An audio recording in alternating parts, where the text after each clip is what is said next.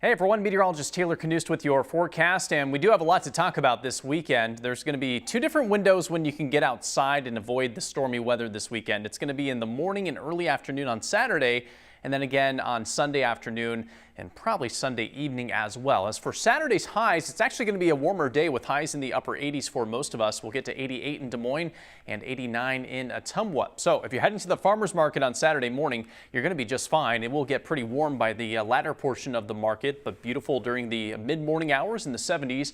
Should get up to those 80s by the early afternoon, and we'll have a steady south breeze out there around 10 to 15 miles per hour. Now for Ingersoll Live, unfortunately a different story. We will have scattered storms starting to pop up in the late afternoon, and they will become widespread by the evening. So if you're planning on going to Ingersoll Live, your better bet to stay dry is going to be maybe early on rather than later on in the evening hours when those storms are expected to roll on through.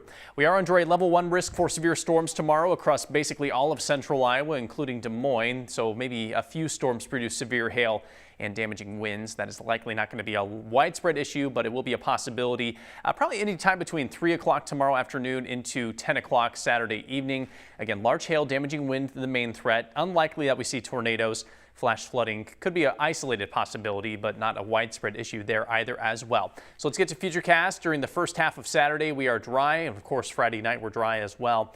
Let's get ahead to Saturday late afternoon. We'll pause it at 5 o'clock. That's when things should start to get going with scattered thunderstorms beginning to pop up. And again, initially, a couple of these could be severe, with the hail and wind being a possibility. The storms are going to become very widespread as we head towards Saturday evening and Saturday night. The majority of us in central Iowa are expected to get at least a little bit of rain at one point or another on Saturday evening through early Sunday morning. And some of that rain could last much of the night. Saturday night, as we pause it at 2 o'clock, you can see it's widespread. Thunderstorms ongoing in a few spots. We'll see that continue into the morning hours on Sunday, starting to break apart by mid-morning. And then I think by lunchtime, most of that rain should clear east of us. I'm expecting sunshine to return by Sunday afternoon. Should be pretty pleasant at that point. Now, as far as rain totals are concerned, most of our high-res models are suggesting there's going to be at least a few spots that could get in the 1 to 3 inch range, maybe isolated spots, even higher than that.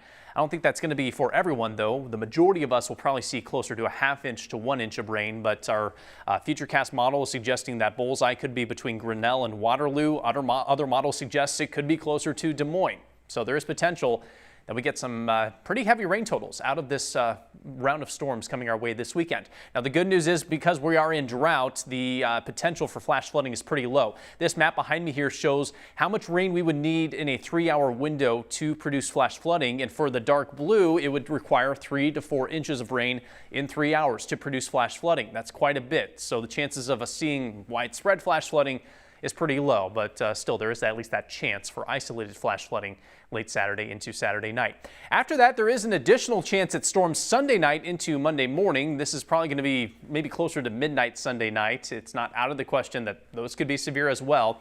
Once that passes us by, once this cold front moves on through, a lot of quiet and pleasant weather coming our way next week. Here's your Holt Plumbing and Heating 10-day forecast.